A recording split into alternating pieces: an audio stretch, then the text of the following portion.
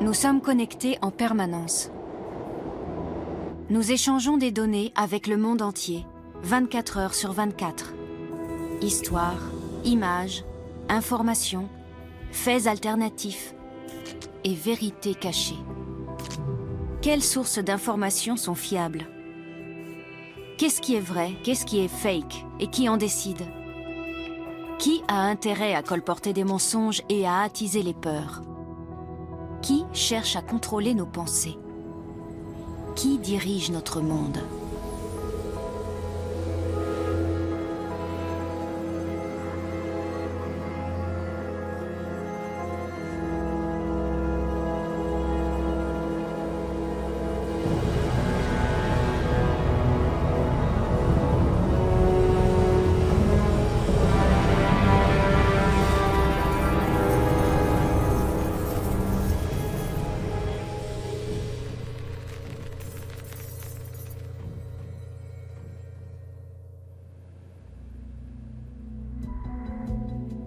Regarde autour de toi et dis-moi ce que tu vois. Un fidèle miroir de la réalité ou son image déformée? As-tu une vue d'ensemble ou vois-tu seulement un détail du tableau? En es-tu encore à douter du statu quo ou crois-tu déjà au contre-projet? Croire est à la mode, semble-t-il. Aujourd'hui, tout le monde croit à quelque chose et le partage avec la planète entière. Sacha, par exemple, croit que les traînées de condensation que nous voyons tous les jours dans le ciel proviennent en réalité d'un épandage à grande échelle de produits chimiques toxiques. But de l'opération, provoquer une baisse de la fertilité pour réduire les naissances et maîtriser la croissance de la population mondiale. Je ne sais pas. Sacha, bien sûr, n'en sait pas plus lui-même, mais en tout cas, il y croit. Et manifestement, il n'est pas le seul.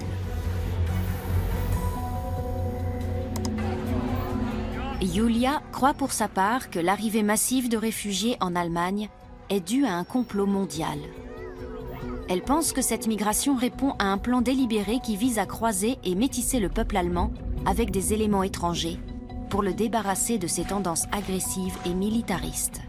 Yulia fonde sa certitude sur un article rédigé par l'anthropologue américain Ernest Albert Wooton en 1943.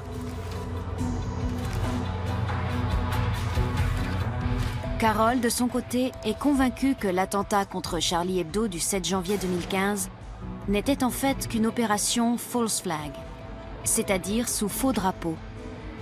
Une mise en scène sanglante, imaginée par les services secrets pour permettre à la France de jouer un rôle dans la guerre en Syrie.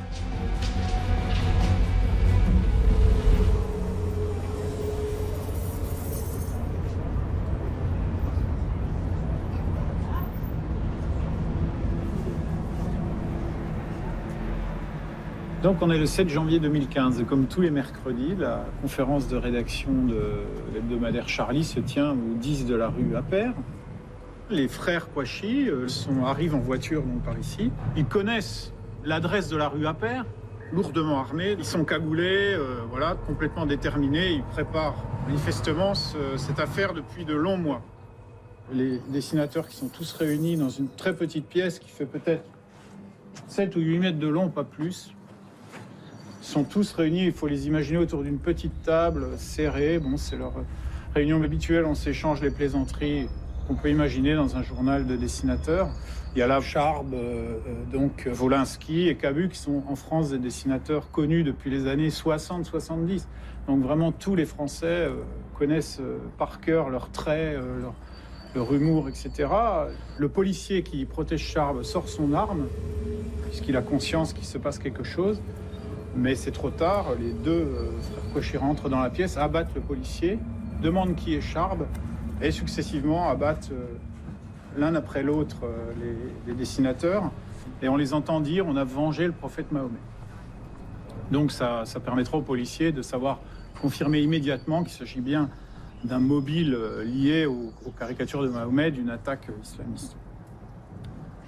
Alors, suite à l'attentat contre Charlie, comme d'habitude, pourrait-on dire, des théories du complot ont émergé. Bon, comme on était quand même 14 ans après le 11 septembre, l'Internet avait pris une place bien plus considérable qu'à l'époque, et donc ça a pris une ampleur énorme. Comment était-il au courant que le mercredi, précisément vers 11h, la rédaction du journal était tout réunie? Une carte d'identité aurait été retrouvée dans la Citroën noire. Étrangement, ça rappelle l'histoire du passeport de l'un des terroristes qui aurait été retrouvé dans les rues de Manhattan. Ce qui a été particulièrement notable le jour de l'annonce de la fusillade à Charlie Hebdo, c'est que, effectivement, quelques heures seulement après l'annonce de l'événement, on a eu une réécriture conspirationniste en direct, en temps réel, qui s'est mise en place, comme une sorte de réflexe pavlovien, pour expliquer que tout ça n'était pas ce qu'on en raconte, qu'il ne s'agissait absolument pas d'un attentat djihadiste, mais qu'il fallait chercher les responsabilités du côté d'Israël, des États-Unis, et que nos propres services de renseignement français mentaient sur ce qui était en train de se passer.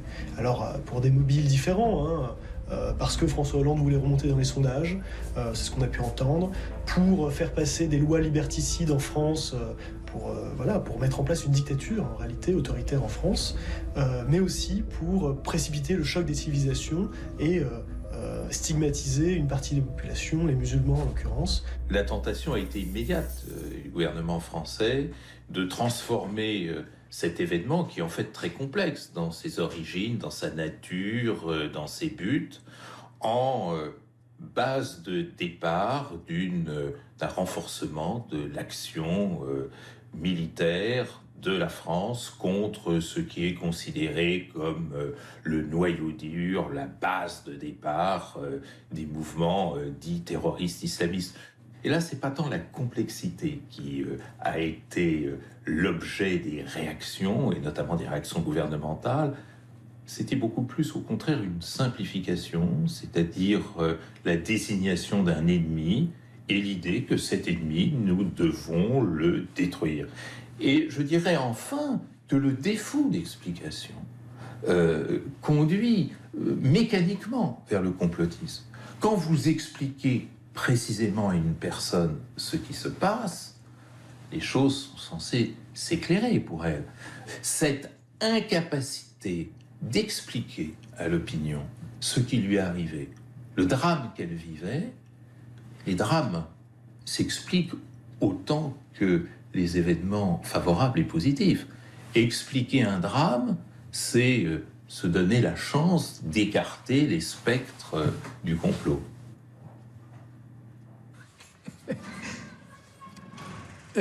Pour moi, de manière générale, les 9/10 des attentats sont manipulés par les services secrets. Et surtout, ce qui est étonnant, c'est qu'en général, quand on fait ces attentats, on se rend compte que c'était des gens connus des services de police. Alors on se demande, mais comment des gens connus des services de police, on a pu les laisser faire? Vous savez, moi je crois une chose, c'est que le système, il est capable de tout. Quand on arrive à faire le 11 septembre, c'est qu'on est capable de faire n'importe quoi pour maintenir, c'est-à-dire que l'État profond, l'État profond, c'est-à-dire ceux qui dirigent réellement le pays, ceux qui tirent les ficelles derrière les politiques, et ils ont un intérêt fondamental à maintenir ce système oligarchique. Et donc, pour eux, manipuler des gens pour faire des attentats, c'est pas un problème. Je ne peux pas dire exactement pourquoi, etc. Mais ce que je pense, c'est que pour Charlie Hebdo, comme pour d'autres attentats qui ont eu lieu en France ou ailleurs, c'était les services secrets, certainement, savaient beaucoup de choses, manipulaient beaucoup de choses, parce que ça répond à leurs besoins. Voilà, créer, par exemple, établir des lois d'urgence, contrôler la société, maintenir la peur, ne pas parler des vrais problèmes. Alors là, on a l'illustration de la réécriture complotiste de l'attentat de Charlie Hebdo avec la notion de false flag, c'est-à-dire opération sous faux drapeau. Tous les attentats terroristes, depuis le 11 septembre, sont réinterprétés comme des false flags, ce qui signifie que aucun nouvel attentat ne pourrait être interprété différemment. Parce que, évidemment, si demain, les conspirationnistes vous expliquent que cet attentat est un vrai attentat, eh bien tout s'effondre pour eux. Toute l'histoire alternative qu'ils ont patiemment construite va s'effondrer. Et donc ils sont comme enfermés, comme prisonniers de leur propre vision conspirationniste. Ils ne peuvent plus en sortir en fait. Et y compris malgré les attentats qui se sont multipliés en France, en Europe, au cours des dernières années.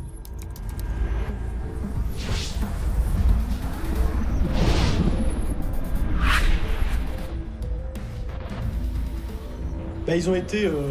plusieurs auteurs essayent d'expliquer quelles sont les caractéristiques qu'on rencontre systématiquement dans tous les récits conspirationnistes. Il y a l'idée que rien n'arrive par hasard, tout d'abord. L'idée que tout est lié, mais de manière occulte, de manière secrète. L'idée que la réalité, la vérité est derrière les apparences, qu'il faut aller plus loin que les apparences. L'idée aussi que ce qui arrive est le produit d'une intention, que ce qui arrive profite, a été organisé par ceux à qui cela profite. Et puis enfin, il y a l'idée que tout ce qui est officiel est par définition mensonger.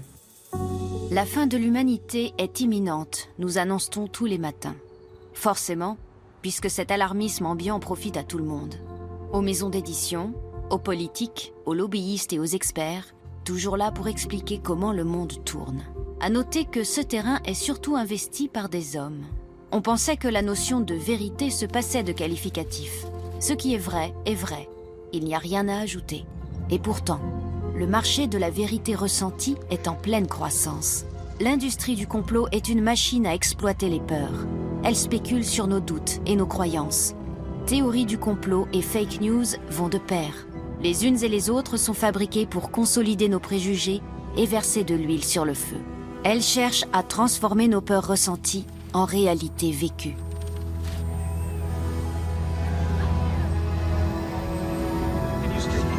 You are fake news.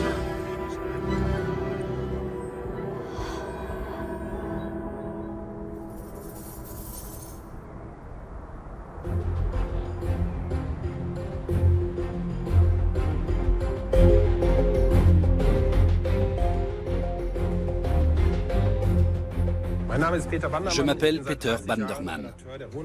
Je suis journaliste Ruhr-Nachrichten à Dortmund depuis 30 ans. Je travaille à la rédaction locale où je couvre la rubrique des faits divers. C'est à ce titre que j'ai suivi les incidents du Nouvel An. En vérité, il ne s'est pas passé grand-chose, mais des producteurs de fake news ont tout travesti et monté en épingle.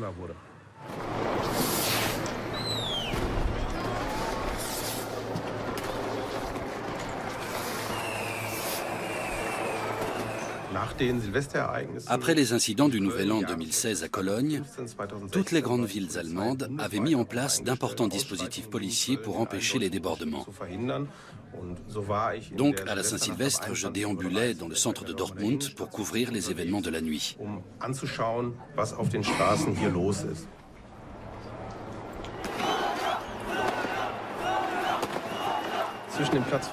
À 2 pas de l'église évangélique Saint-Renaud, j'ai remarqué un groupe d'environ 75 personnes qui semblaient fêter quelque chose. Je me suis approché et ils m'ont expliqué qu'ils étaient syriens et qu'ils célébraient le cessez-le-feu.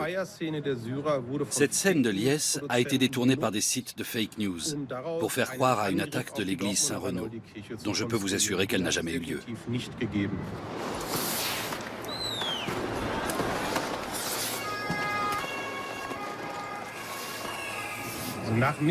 Après minuit, il y a eu effectivement une intervention des pompiers sur la façade de l'église Saint-Renaud. Une fusée de feux d'artifice s'était encastrée dans l'échafaudage devant l'église. Une bâche de protection avait pris feu. C'était une combustion lente, sans flamme, et les pompiers ont dû intervenir pour l'éteindre. Cette opération, entre l'arrivée et le départ des pompiers, a duré environ 10 à 12 minutes.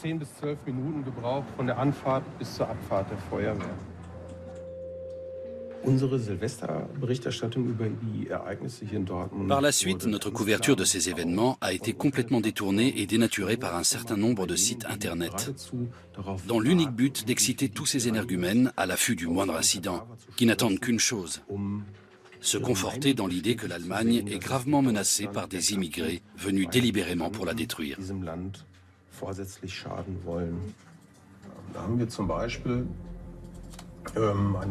Ceci est le site d'un groupuscule néo-nazi de Dortmund qui raconte qu'une horde de 1000 personnes a attaqué la police à proximité de l'église Saint-Renaud pendant la nuit du 31 décembre. Cette version a par exemple été reprise sur le site du journal autrichien Wochenblick, qui a fait un montage avec une capture d'écran des images qu'on a tournées cette nuit-là. Le titre comporte 2 mots-clés assurés de provoquer une réaction, Allah Akbar et Église incendiée. L'intox a continué sa route jusqu'aux États-Unis. Sur Breitbart, on retrouve notre horde de 1000 personnes qui auraient attaqué la police et incendié la plus ancienne église d'Allemagne. Breitbart est un portail d'information américain très ancré dans le populisme de droite et dont les sympathies vont jusqu'à l'extrême droite. Les articles sont rédigés dans un style qui correspond au canon du journalisme professionnel. Ils ont même leurs sources, mais se gardent bien de citer les sources ou les informations qui pourraient compromettre la crédibilité des histoires qu'ils relatent. Ça a complètement dégénéré. Il y a eu un déchaînement de violence sur Twitter, comme l'illustre cet exemple où on peut lire que la police devrait tirer sur ces salauds avant qu'ils ne prolifèrent. Ici, un utilisateur se demande où sont les 100 000 Allemands en colère qui devrait lyncher la traîtresse Angela Merkel, qui mène le pays à sa perte. Et dans cette image, dont je suis le destinataire, on voit que la stratégie de propagande de Breitbart a fonctionné.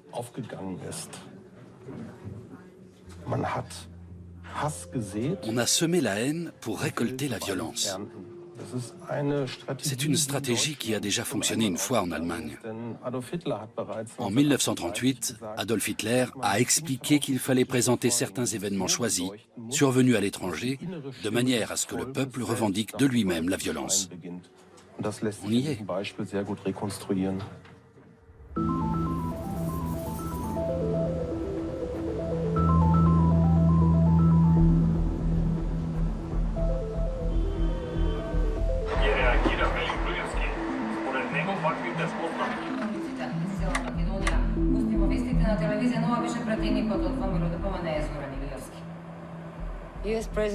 Les élections présidentielles américaines de 2016 ont été un événement médiatique mondial. Mais jamais nous n'aurions pu imaginer que la Macédoine deviendrait célèbre pour un phénomène tout nouveau, les fake news. Quand nous avons entendu parler de cette histoire, nous avons immédiatement mené notre enquête et nous nous sommes rendus compte que la majorité de ces fake news émanaient de sites gérés par des adolescents de la ville de Veles. Ce ne sont pas les fake news en elles-mêmes qui génèrent de l'argent. Elles servent à attirer un maximum de visiteurs sur le site pour augmenter les recettes publicitaires. Or, pour attirer des visiteurs, il faut des titres extrêmement racoleurs pour que tout le monde soit tenté de cliquer dessus.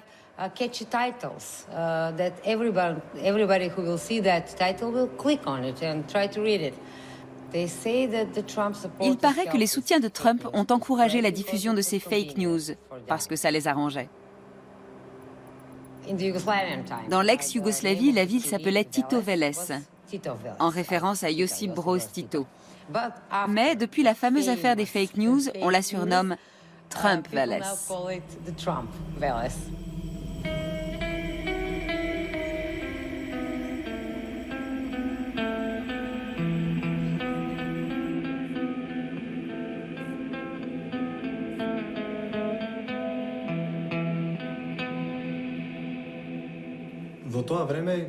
À l'époque, j'avais 2 sites, Lottery Trump et usvotenews.com, que j'utilisais pour diffuser mes news. J'avais assez rapidement compris qu'il y aurait beaucoup d'argent à se faire sur le net grâce aux élections américaines. Cela dit, je ne pense pas que toutes les nouvelles qui ont été publiées aient été des fake news. Certains articles étaient corrects et bien rédigés. On n'a pas falsifié toutes les infos. En tout cas, J'ai commencé à reprendre ces articles sur ma propre page, et c'est comme ça que mon site de fake news s'est développé.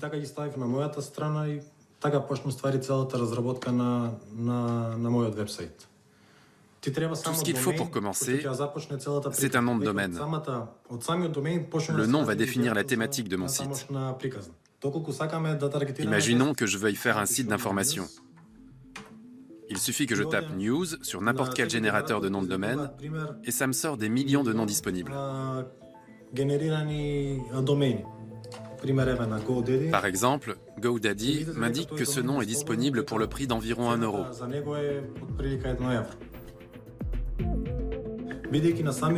Sur GoDaddy, il existe aussi une option qui permet d'assurer l'anonymat du site. C'est-à-dire que personne ne saura que je suis basé en Macédoine, à moins qu'il y ait un mandat émis par le tribunal de la ville qui abrite le siège de GoDaddy quelque part aux États-Unis. Mais en attendant, je reste anonyme. Donc générer un nom de domaine est simple comme bonjour. Je l'achète, sachant que j'ai déjà au préalable préparé l'architecture de mon futur site d'information. Il faut ensuite que je crée un logo et que je prévoie des espaces pour les bannières publicitaires. Dès que les entreprises vont placer leurs annonces, mon site va automatiquement générer de l'argent. C'est pas plus compliqué que ça. Pour donner l'impression qu'il s'agit d'un vrai site, sérieux, je peux acheter des bots informatiques. Ce sont des logiciels qui créent des profils imaginaires et qui vont automatiquement générer des followers sur mon site. Donc tout est complètement fabriqué dès le départ. Prenons l'exemple de Facebook. Ici, je peux acheter des likes et des profils de followers. Pour en avoir 5000, ça me coûtera 70 $. Avec 5000 likes, ma page sera immédiatement considérée comme authentique, sérieuse. L'investissement est très vite rentabilisé. 70 $, c'est quoi par rapport à tout l'argent qu'on peut gagner à terme?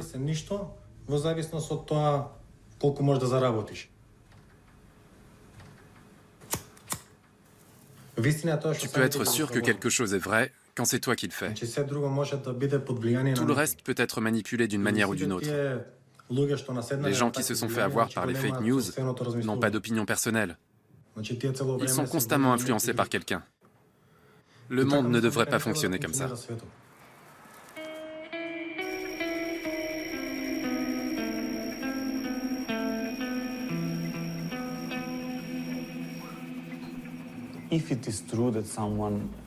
Si quelqu'un de l'étranger a effectivement coordonné le travail de ces jeunes, on peut penser qu'il le faisait parce qu'il avait un intérêt à ce que ces nouvelles soient propagées.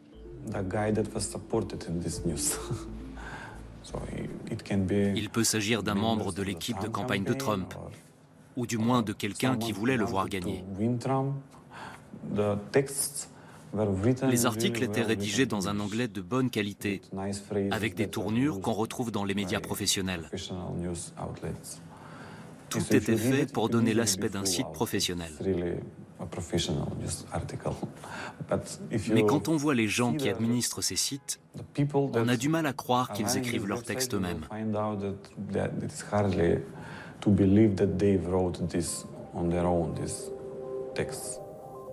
Je m'appelle Sashka Svetkovska et je suis journaliste d'investigation indépendante à Skopje.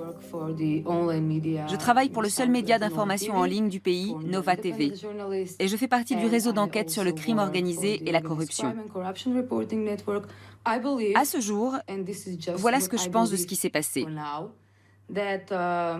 Environ 70-80 adolescents étaient impliqués dans cette affaire. On leur faisait parvenir les fameuses news qu'ils devaient publier sur leur site et diffuser sur les pages Facebook. Ça, c'est une chose. Je pense par ailleurs qu'il existait 2 ou 3 superviseurs. Ils sont la clé du mystère. Ils connaissent l'identité du client qui commandait ces articles. Je sais que ça a l'air d'être une théorie conspirationniste, mais je vous assure que ce n'est pas le cas.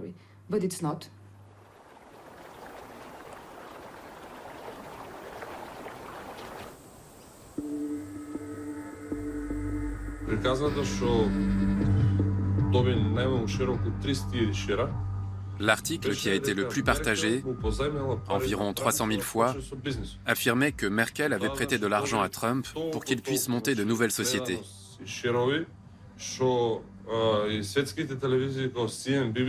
Il y a eu tellement de partages que même des chaînes mondiales, comme CNN ou la BBC, sont venues ici pour essayer de débusquer le gamin qui avait écrit ça. Mais elles ne l'ont pas trouvé. Si des jeunes se lancent dans ce genre d'activité, c'est à cause de la situation économique de la Macédoine, et de Veles en particulier. Les salaires sont très bas, et les gens ont du mal à boucler leur fin de mois. Du coup, les jeunes sont prêts à tout pour se faire de l'argent. Il y a quelques années, ça a donné la Frankfurt Mafia, qui était un gros réseau de trafic de drogue. C'était de l'argent facile, mais illégal. Et beaucoup de jeunes se sont retrouvés en prison. Toutes ces fake news ont joué un rôle dans la victoire de Trump. Ici, on a fêté sa victoire comme s'il avait été notre candidat.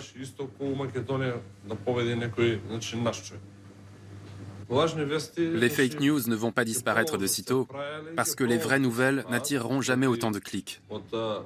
Elles n'ont pas le même pouvoir d'attraction.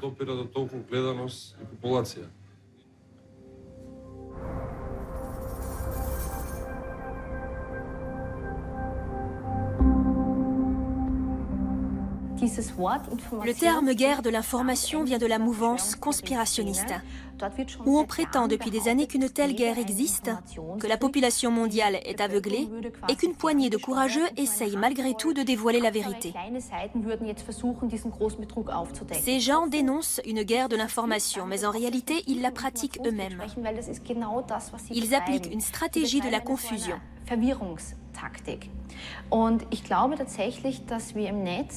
Je pense en effet qu'on assiste sur le net, à des degrés plus ou moins forts selon les périodes, à une guerre de l'information où quelques individus essayent d'influencer l'opinion avec des thèses grotesques. Ou du moins, sèment-ils suffisamment la confusion pour que les gens ne sachent plus qui ou quoi croire.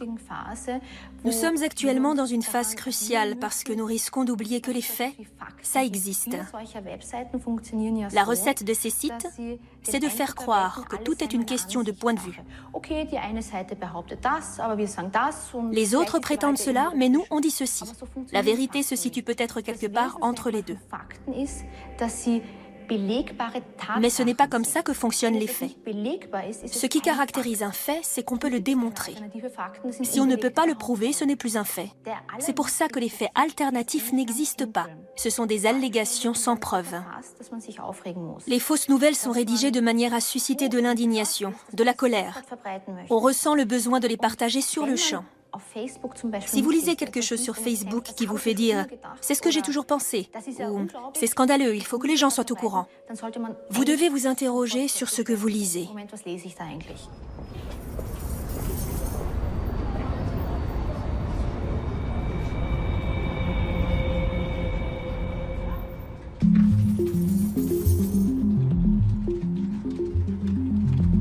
Decollect, c'est une base de données qui comprend à peu près 600 sites.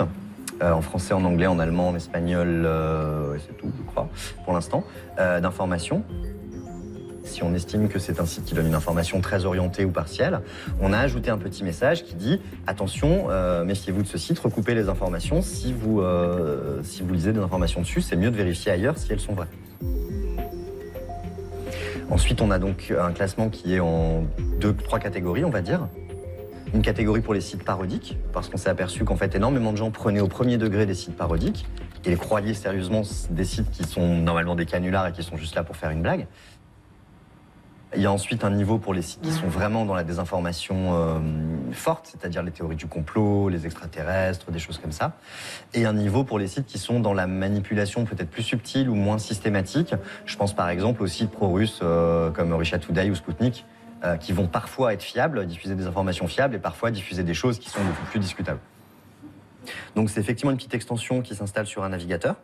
ça prend 2 secondes à installer. Et vous avez également la possibilité de consulter le décodex depuis votre mobile sur Facebook, en allant sur la page des décodeurs. Et vous pouvez discuter avec ce qu'on appelle un chatbot, c'est un petit programme qui va discuter avec vous.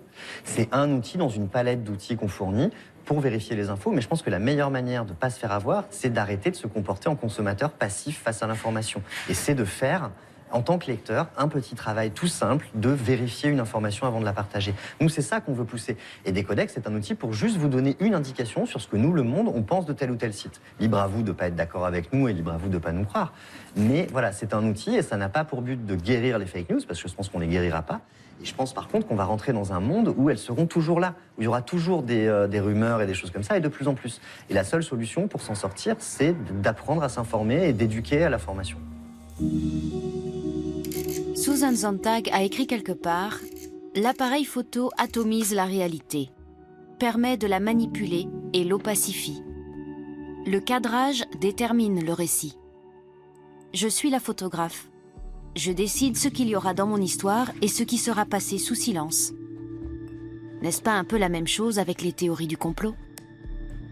Elle nous montre un fragment soigneusement choisi, appuie sur certains aspects d'un événement et laisse de côté tout ce qui pourrait aller à l'encontre de la théorie.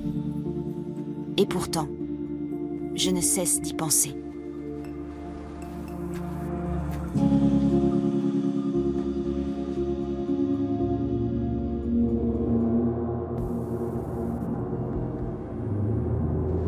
Les uns sont gravés dans notre conscience collective.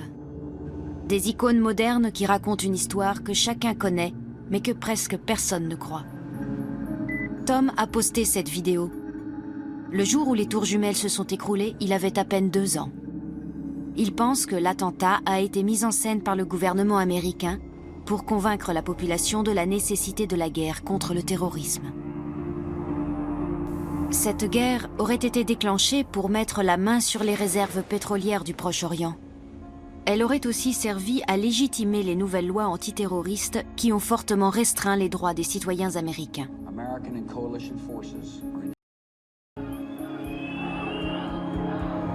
Les tours auraient été détruites grâce à des vaincus. Et il partage sa conviction avec des millions d'autres personnes. La version officielle du déroulement des événements, publiée en 2004 dans le 9/11 Commission Report, n'est pour Tom et les autres qu'un tissu de mensonges.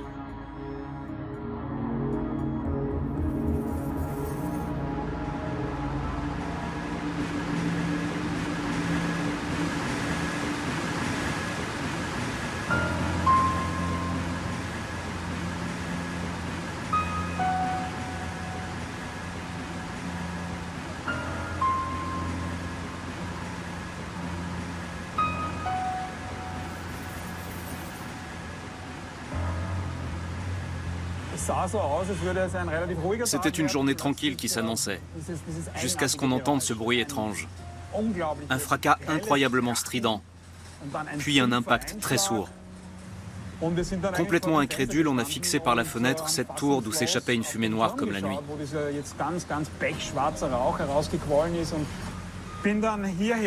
Je suis venu ici sur ce qu'était encore le parvis. Je suis passé par une de ces rues, celle-là probablement, d'où on voyait le parvis. Il y avait des débris et des éclats de verre. Mais sur le moment, je ne l'ai pas trouvé si dévasté que ça, ce qui m'a même étonné. Les gens ont commencé à sortir de la tour numéro 1. Pendant que je les interrogeais, j'ai entendu une femme derrière moi répéter « Oh mon Dieu, oh mon Dieu ». J'ai levé les yeux et j'ai vu les gens qui sautaient des fenêtres. Très lentement, mon cerveau a commencé à comprendre qu'une des tours allait très probablement s'écrouler. Et à l'instant suivant, un immense nuage de poussière s'est engouffré dans les rues à toute vitesse. Je me suis glissé sous une camionnette. Une fois couché, j'ai eu le temps de croiser le regard d'un autre homme qui était sous une voiture voisine. Puis le nuage de poussière nous a engloutis. En une fraction de seconde, il y a eu un silence de mort et il a fait nuit noire.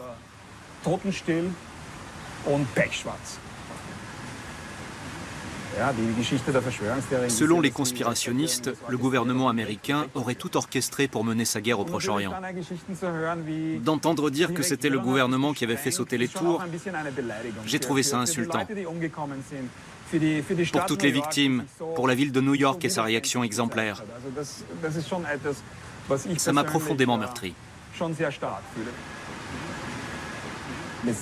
À aucun moment de mes recherches, je n'ai trouvé le moindre indice suspect. Le tableau est parfaitement cohérent, même si certains refusent de l'accepter. 19 terroristes d'Al-Qaïda ont détourné 4 avions de ligne. 2 ont été dirigés sur le World Trade Center, 1 sur le Pentagone, et le 4e s'est écrasé en Pennsylvanie après que les passagers s'étaient rebellés. Fin de l'histoire.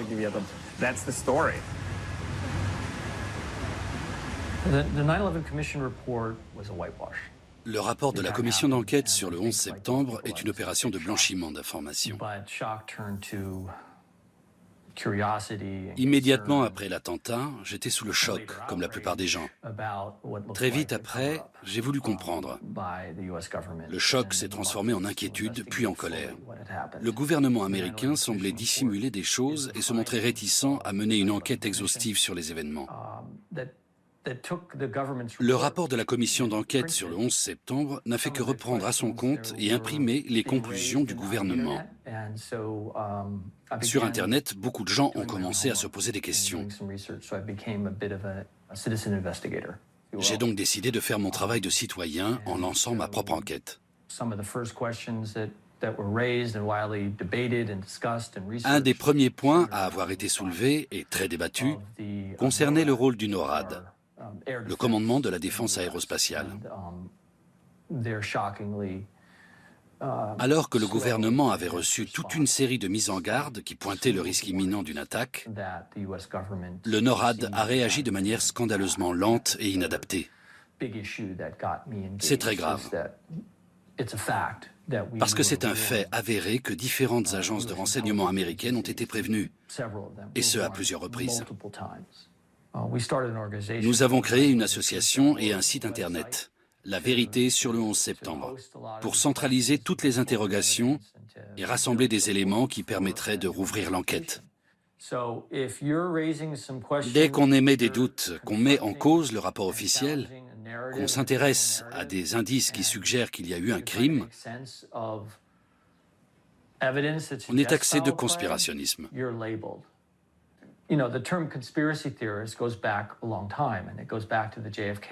L'utilisation du terme conspirationniste remonte à l'assassinat de John Fitzgerald Kennedy. C'est à cette époque qu'il a été adopté par les médias et qu'il est entré dans le langage courant. Tous ceux qui refusaient de croire à la théorie de la balle magique ou de la balle unique ont été étiquetés conspirationnistes. Ça a complètement nivelé par le bas tout le débat public, puisque les avis divergents étaient systématiquement marginalisés. Ça a aussi beaucoup affaibli l'enquête. C'est scandaleux parce que quand la vérité est occultée de cette façon-là, et que le peuple est berné, ce sont les sphères du pouvoir et de l'argent qui marquent une victoire.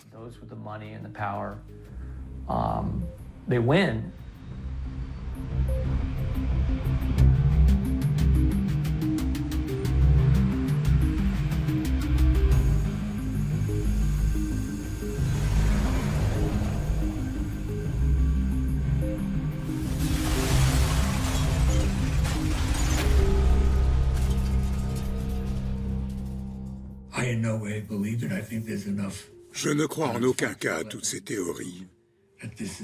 Il existe suffisamment de preuves matérielles. Là-dedans, il y a le récit véridique de ce qui s'est passé. Je ne vois pas de raison de le contester. Ce rapport de la commission d'enquête sur le 11 septembre s'appuie sur une multitude de sources et de données. Je l'ai appelé et lui ai dit « C'est un sujet complexe et un livre complexe. Notre boulot, c'est de rendre plus simple et accessible des choses a priori complexes. Adaptons ce livre en roman graphique. » Il m'a répondu Mon Dieu, mais c'est génial comme idée. Voilà comment ça a commencé. La séquence d'ouverture montre bien quels peuvent être les atouts du dessin. On y voit le déroulement chronologique des événements. On a immédiatement la situation devant les yeux. On est dedans. Alors qu'il aurait été difficile de la décrire avec des mots. Nous, on est les gentils, et eux, les méchants. C'est une évidence. Oui, les kamikazes sont les méchants. Ça ne fait aucun doute. Et les pompiers sont vraiment les gentils. Vous ne trouverez pas de conspirationnisme là-dedans. On a essayé de représenter une histoire qui soit complète, sensée et fondamentalement vraie.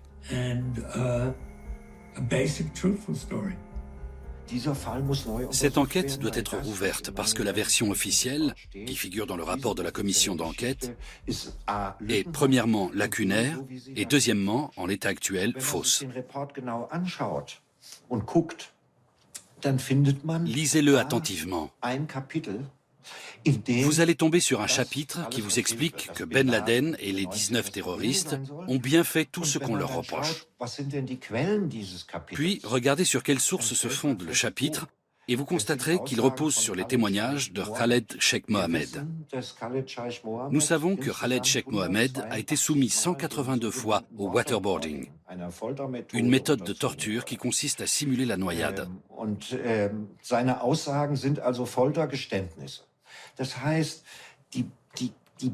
Voilà comment a été obtenue sa déposition. Personne n'a pu accéder à ce qui constitue pourtant la pierre angulaire de tout ce rapport. À mon avis, ce sont des transcriptions de la CIA. Ils ont torturé cet homme jusqu'à ce qu'il dise oui à tout et qu'il leur confirme tout ce qu'il voulait entendre. Et c'est sur ces transcriptions qu'est fondé tout le rapport de la commission d'enquête. Beaucoup de choses ne sont pas claires et les contradictions de la version officielle sont ahurissantes. J'ai été rangé dans la case conspirationniste. Et pourtant, j'ai toujours insisté pour dire « Mais enfin, lisez le rapport !» Je ne crois pas à une théorie, j'ai simplement étudié la version officielle et trouvé des dizaines de points qui doivent être éclaircis parce que quelque chose n'est pas net. C'est devenu un sujet dont on ne peut aujourd'hui pas débattre. Peu de gens osent l'aborder. Je suis devenu une sorte de phénomène parce que ça fait 15 ans que j'en parle.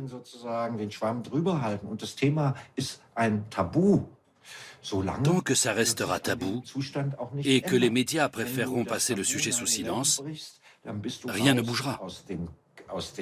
Tu es évincé du cercle des journalistes sérieux. Tu deviens un exclu.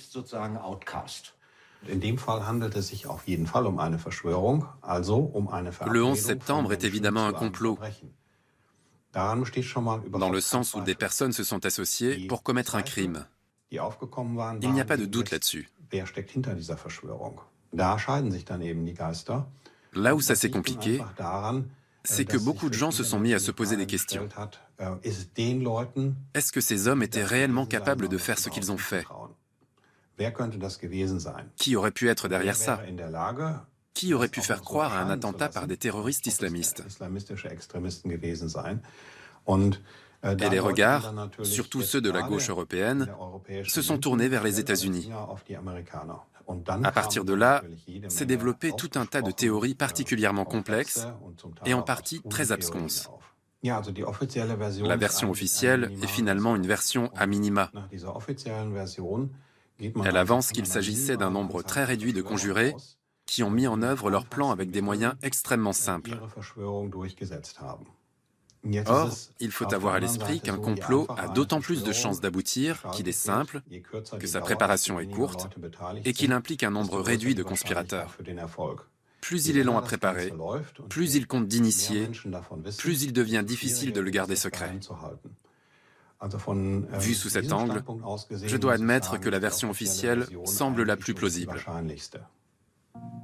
Qu'est-ce qui rend les théories du complot si séduisantes? Serait-ce parce qu'elles mettent du sel dans notre train-train quotidien? Moi aussi, j'ai envie d'oublier que notre monde est à la fois infiniment complexe et désespérément banal. Je ne demande qu'à me passionner pour des histoires extraordinaires, comme celle des reptiliens, ces hommes lézards qui ont profondément noyauté notre société, ou celle des extraterrestres dont le vaisseau s'est écrasé au Nouveau-Mexique dans les années 40, ou encore cet atterrissage sur la Lune en 1969, qui n'a jamais eu lieu puisque tout a été tourné dans un studio de cinéma. Ces histoires sont excitantes. Comparées à la version officielle, un bon complot me stimule comme un aphrodisiaque. Quelles que soient les théories du complot, toutes s'accordent sur une chose: derrière toutes ces sombres manœuvres, il y a eux. Eux, ce sont ceux qui tirent les ficelles dans l'ombre, qui nous abusent et nous mentent pour étendre toujours un peu plus leur pouvoir. Dans le plus grand des secrets, ils ont mis en place un système qui nous réduit en esclavage pour nous exploiter dès la naissance et nous laisser mourir dans l'ignorance de notre condition. Même s'il n'est pas tout à fait clair qui ils sont réellement, une chose est certaine: ils ne cherchent rien de moins que la domination du monde. On attribue volontiers le rôle du sinistre comploteur aux francs-maçons. Ils sont les protagonistes involontaires d'innombrables théories du complot. On les accuse de vouloir établir un nouvel ordre mondial, dirigé par les Juifs, de contrôler les grands médias et d'adorer le diable. Ils seraient les instigateurs de la Révolution française. Ils auraient parsemé le billet de $1 de leur symbole et inventé le réchauffement climatique. La liste est sans fin.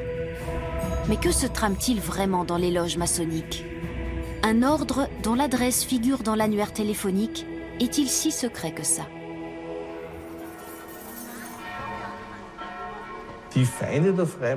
La liste des ennemis de la franc-maçonnerie est assez facile à établir, puisqu'ils ont en commun une certaine structure de pensée. On y retrouve les familles régnantes de l'Europe médiévale et moderne, l'Église catholique, le national-socialisme, le communisme. Tous les courants de pensée qui ont une prétention absolutiste s'opposent à plus ou moins long terme à la franc-maçonnerie. Les loges maçonniques sont issues d'anciennes corporations médiévales.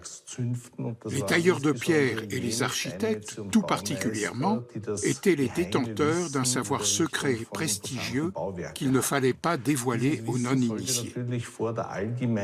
Ces corporations se sont peu à peu organisées en un réseau international.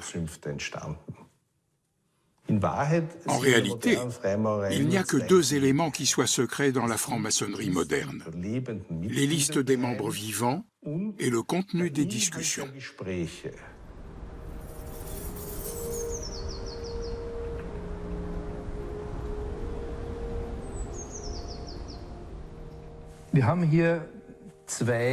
Nous avons ici deux ouvrages qui ont significativement contribué à attiser les théories et les rumeurs au sujet d'un soi-disant complot maçonnique. L'un est de l'abbé Augustin Baruel. Ici, nous avons une édition de 1802. Dans cette troisième partie, il écrit sur les différents types de secrets francs-maçons et des conspirations de l'horloge irrégulière. On peut dire que ce livre a en quelque sorte ouvert la voie, et son contenu sera régulièrement recopié et repris. C'est l'un des tout premiers ouvrages de l'histoire à développer une théorie du complot maçonnique. Et voici le second classique de la littérature antimaçonnique, Léo Taxil, Les mystères de la franc-maçonnerie. Plus loin, il précise même les mystères dévoilés. Taxil avait été initié à la franc-maçonnerie dans sa jeunesse, mais rapidement exclu pour comportement déshonorable. Il associe la franc-maçonnerie au culte sataniste, l'accuse de pratiquer des sacrifices humains.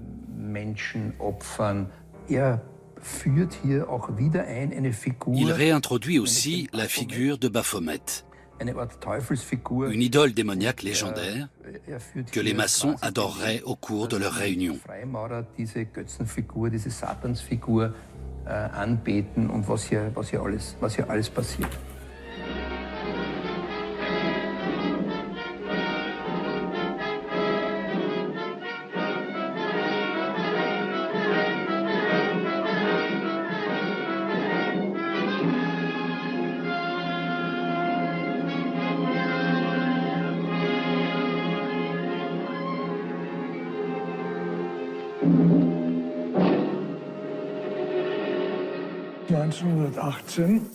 1918, l'armistice.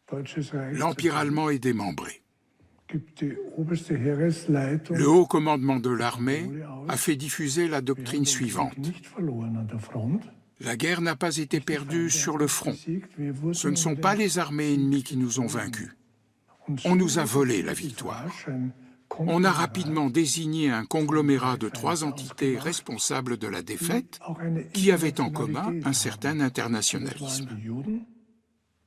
Les Juifs, les francs-maçons et ceux qu'on appelait les sans-patries, c'est-à-dire les marxistes et la gauche en général. Le film Forces occultes est sorti en France en 1943. Il avait été commandité par le régime de Vichy sur injonction d'Himmler, qui exigeait de faire pression sur la franc-maçonnerie française.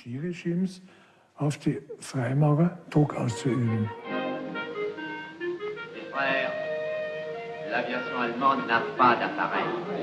Les tanks allemands marchent difficilement. Croyez-moi, mes frères, il nous serait facile d'abattre le national-socialisme dont les exigences françaises accrues deviennent intolérables. Et libérer ainsi nos frères réduisent à l'esclavage. Jamais nous n'avons été plus près. En 15 jours, nous réglerions le sort de l'Allemagne. Notre loi régirait l'Europe définitivement. Notre victoire est sûre. C'est faux. C'est faux. Silence. Ce que dit cet homme est faux. Mon frère, je vous rappelle alors, vous n'avez pas la parole. Mais vous tous, maçons, vous poussez à la guerre pour que ce pays soit gouverné par vos lois, par les Juifs et la maçonnerie surtout. Le peuple français ne se battra pas pour défendre une idéologie fumeuse, un régime ignoble, une république pourrie. L'objectif était de présenter l'union entre la franc-maçonnerie internationale et le judaïsme international comme le principal ennemi du peuple allemand.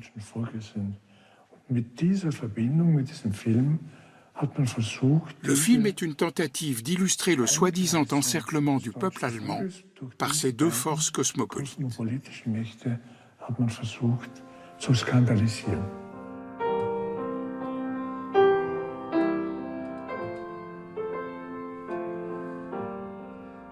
Alors, je suis pianiste et compositeur classique, Stéphane Blais. Voilà, j'ai enregistré une trentaine de CD de musique classique, Chopin, Mozart, Liszt, Rachmaninoff, etc. Et je suis compositeur aussi, j'ai écrit à peu près 300 œuvres éditées. Et effectivement, je viens de sortir un livre sur la franc-maçonnerie qui s'appelle « Franc-maçonnerie, l'effroyable vérité ».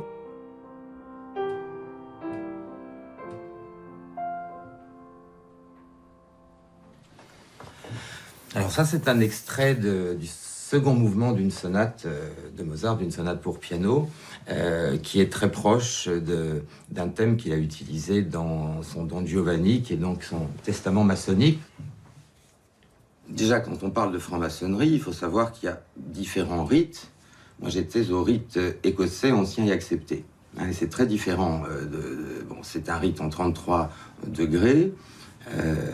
Et effectivement, à partir d'un certain degré, j'ai vu des choses qui me paraissaient étranges. Il faut savoir que c'est le rite le plus pratiqué au monde.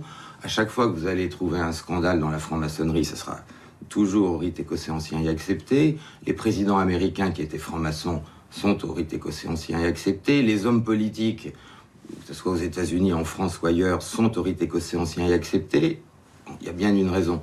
Donc déjà, la première chose, c'est le mensonge qui consiste à dire qu'il n'y a aucun lien entre la franc-maçonnerie du rite écossais ancien et accepté et le bénébérite. Le bénébérite, peu de gens savent ce que c'est, mais c'est la plus puissante organisation juive racialiste au monde. C'est-à-dire c'est une franc-maçonnerie interdite aux non-juifs. Alors, depuis des décennies, on nous fait croire qu'il n'y a aucun lien entre les deux. Or, c'est faux. Et il y a un lien entre le rite écossais ancien et accepté, le bénébérite et, accrochez-vous, le Ku Klux Klan. Plus clair encore, l'ordre international bénébérite a besoin de réunir l'élite des communautés juives pour l'intéresser aux problèmes de notre peuple. Le bénébérite accepte dans ses rangs tout juif pouvant contribuer à relever le prestige d'Israël. Voilà, je crois que là, on a les buts avoués des derniers grades de la maçonnerie. Donc c'est non seulement évidemment le prestige d'Israël, le sionisme, mais aussi derrière ça, et on le voit dans les derniers grades et les mots de passe, la synarchie, c'est-à-dire un gouvernement mondial. On voit que c'est véritablement le but poursuivi.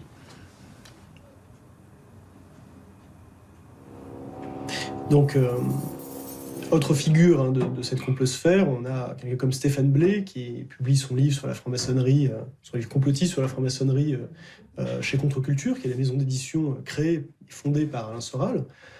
Maison d'édition Contre-Culture où on trouve alors les grands classiques de l'antisémitisme, La France juive d'Edouard Drummond, Mein Kampf récemment, une publication maison de Soral, mais aussi un ouvrage du colonel Kadhafi, des ouvrages très divers, mais qui souvent sont sur, comment dire, creusent le sillon de l'antisémitisme, quoi.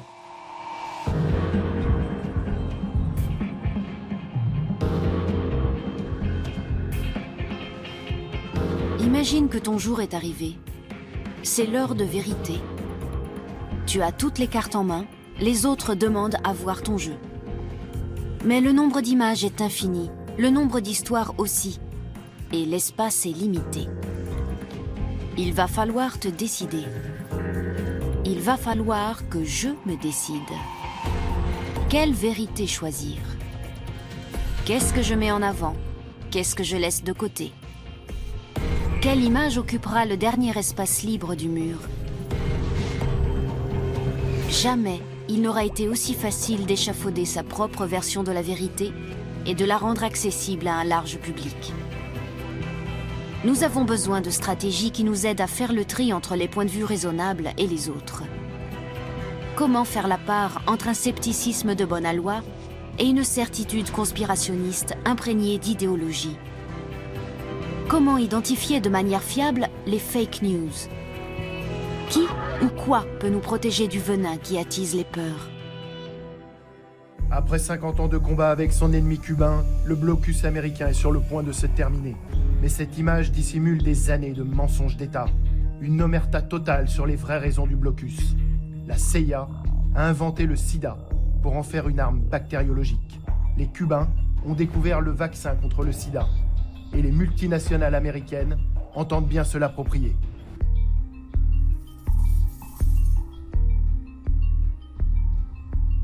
On a décidé de leur tendre un piège, en fait finalement de les prendre à leur propre jeu, parce qu'on n'attrape pas des mouches conspirationnistes avec du vinaigre. Et donc on a décidé de créer donc cette fausse conspiration toute pièce.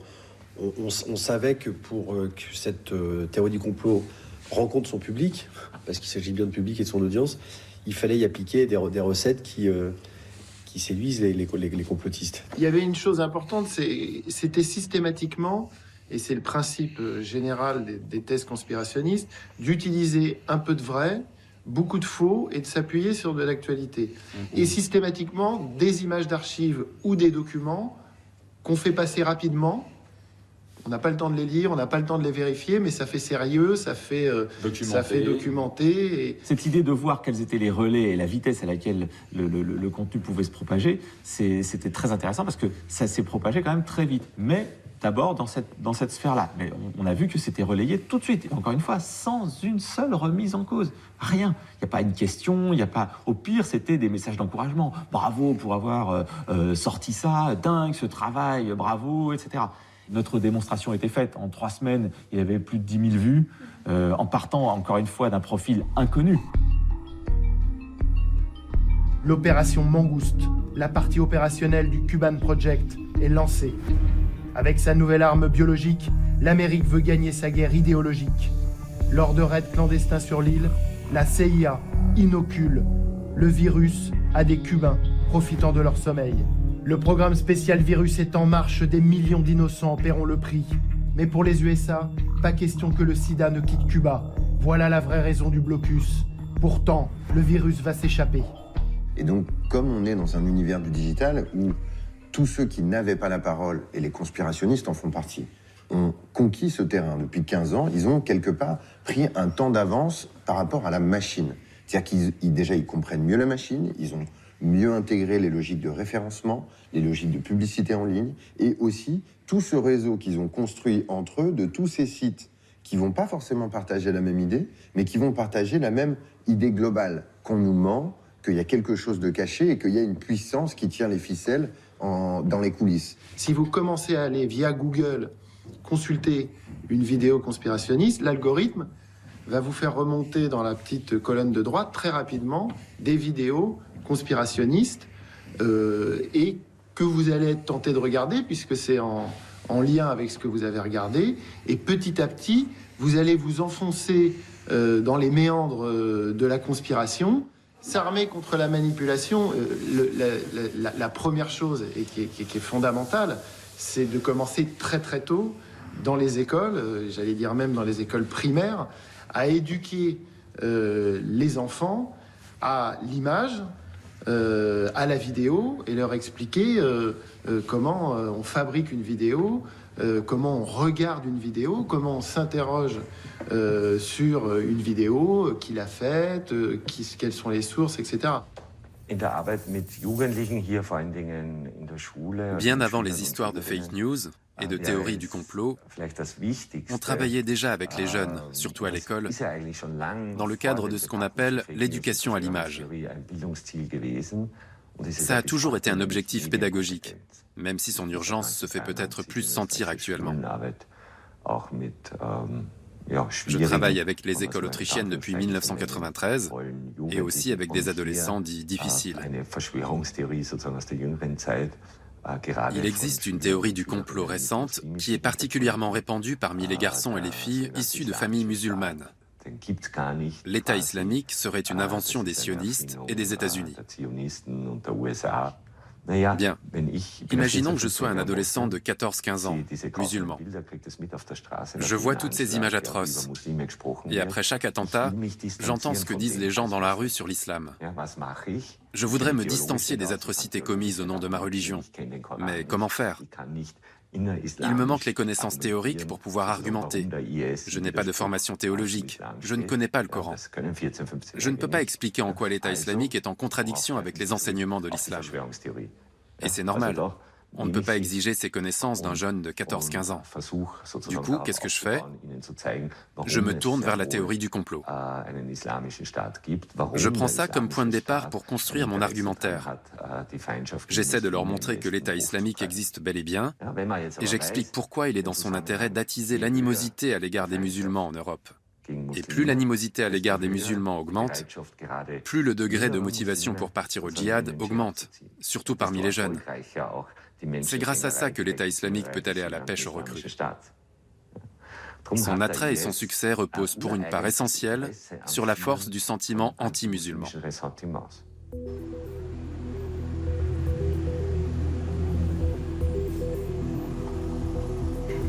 On pourrait dire que les théories du complot sont le pain quotidien de tous les spécialistes des médias.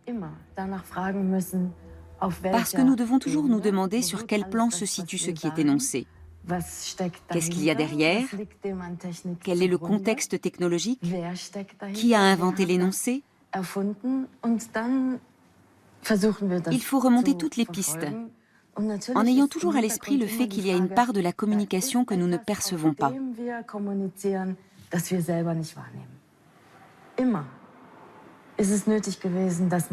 Il a toujours été nécessaire de vérifier ses sources, d'établir de quelle manière un message est énoncé et dans quelles conditions.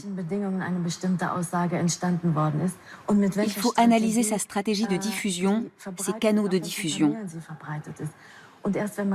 Il faut avoir fait toutes ces recherches avant de pouvoir situer un message dans son environnement énonciatif. Ce qui est éventuellement exact dans la notion de post-factuel, c'est que la manière dont les messages sont communiqués n'est fondamentalement plus la même qu'à l'ère analogique du traitement des données.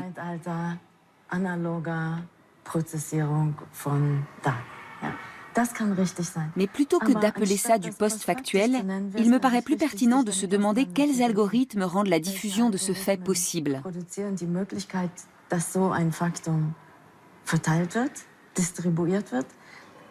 Grâce à quel réseau un message atteint-il ou non son public? Et quel réseau va susciter ou non une négociation autour de ce message?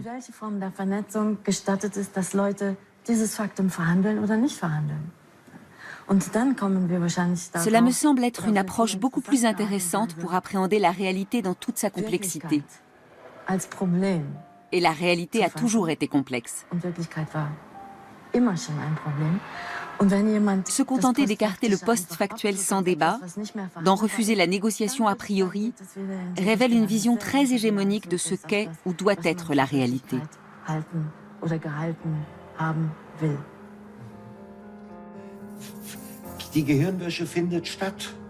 Le lavage de cerveau est en cours dès l'instant où c'est toujours le même programme qui nous raconte la réalité.